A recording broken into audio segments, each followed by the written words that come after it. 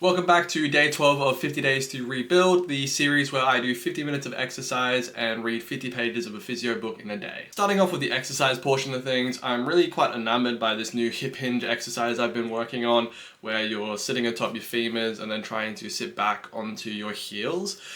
This is really quite difficult for me to do, and I think that's quite enlightening because I spent years trying to figure out how to hip hinge properly and deadlift, and I found it such a frustrating process.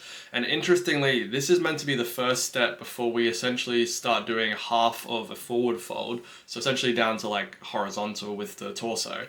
And when you look at a deadlift, that's essentially the first step, is getting to that point. So the fact that I'm struggling with this exercise really shows that there was kind of a necessity for some sort of regression of the hip hinge, which is what we're doing currently. And even at that, this is really quite a difficulty. Like, I did 2 sets today of this little hip hinge exercise. I did do a fair few reps, to be fair. Like, normally I take more of a strength approach, but I was kind of just doing lots and lots of reps trying to get just a feel for it, basically.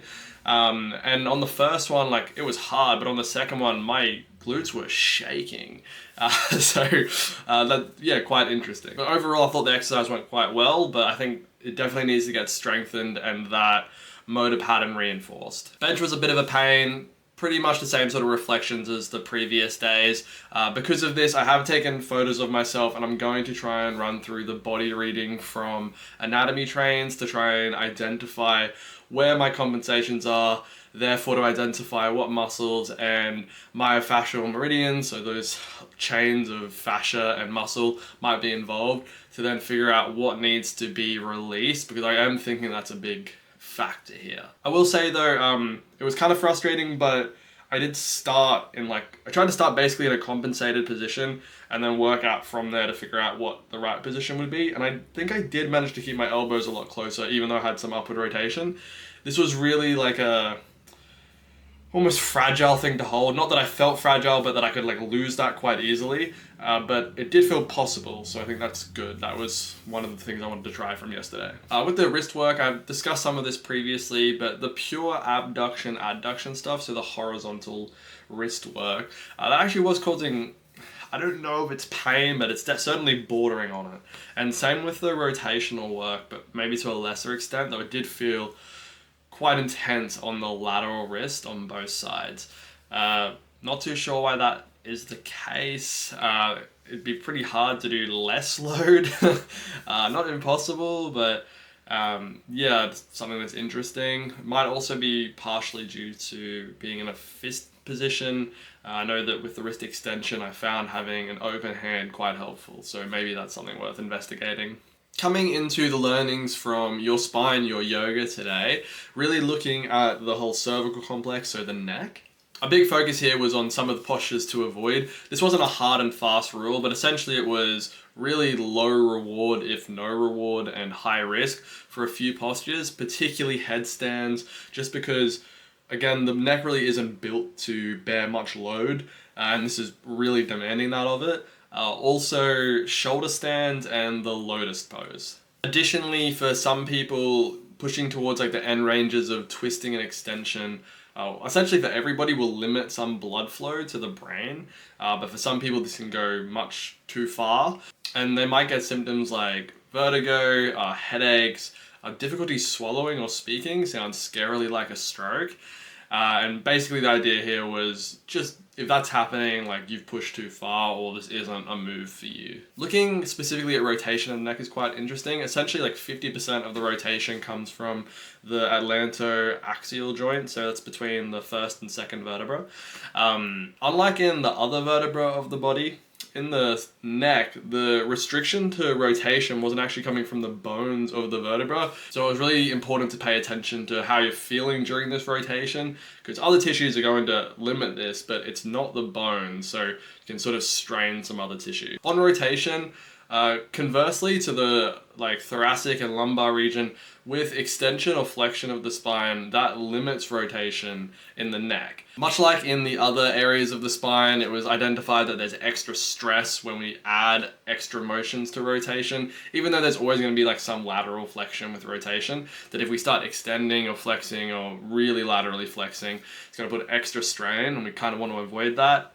But it's not really a problem unless we're either bearing load on the head or we're pushing to end range and then starting to rotate. Now, if we are getting some restrictions in our rotation, apparently where we're feeling the tension will sort of determine what's causing the issue. If we imagine that we're turning the head to the right, if we start getting a stretch on the front left side of the neck, that's probably the scalenes.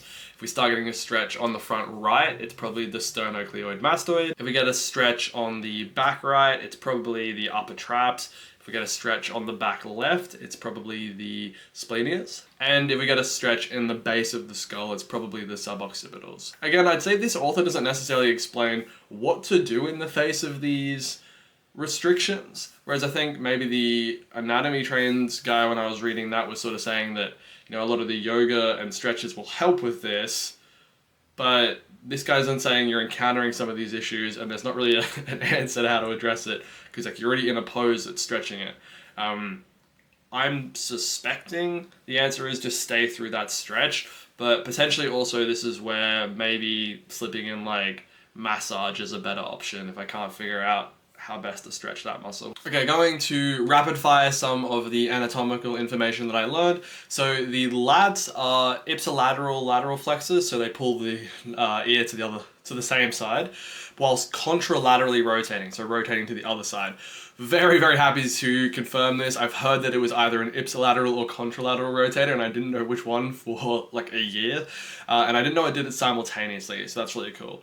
Also, the scalenes and the levator scapula, provided the scapula is anchored for the levator, both ipsilaterally laterally flex the head, which I wasn't aware of. It didn't mention ipsilateral flexion, which is what I thought I had learned for the scalenes, which is, it does sound like a weird motion, to be fair, because it feels like some level of lateral flexion is occurring, but it was almost like a 45-degree rotation with flexion was what I was essentially not told, but what I learned. So that might be incorrect, I'm not too sure. Also learning about the splenius muscles, apparently they are the greatest contributors to rotation. That's interesting. I thought for some time that my splenius might be involved in some of my first injury implications, so that is good to know. That might be a way to work them. And also the semispinalis is apparently the biggest contributor to extension. This is a closely related muscle to the splenius, so again, really good to know. Lastly, apparently protraction and retraction, so bringing forward and backwards the head, isn't like a true movement, it's just a combination of flexion or extension at different vertebrae. That was the end of Your Spine, Your Yoga. I am glad that I stuck through it. Again, there was a bit of info that I didn't think was the most relevant for me, but I truly think that if anyone wanted to learn about anatomy, the body generally, that's probably the best starting book I could ever recommend. Beyond that, did start Ultimate Back and Fitness by Dr. Stuart McGill, which I'm very excited by. About 20 pages into that, more of like the introductory content. There is a bit of an overlap with what I've already covered in his first book. I think I'm not going to go too much into that today, just I want to get a bit more to express in another video about that. So yeah, that'll wrap it up for today. This is day 12, and thanks for watching.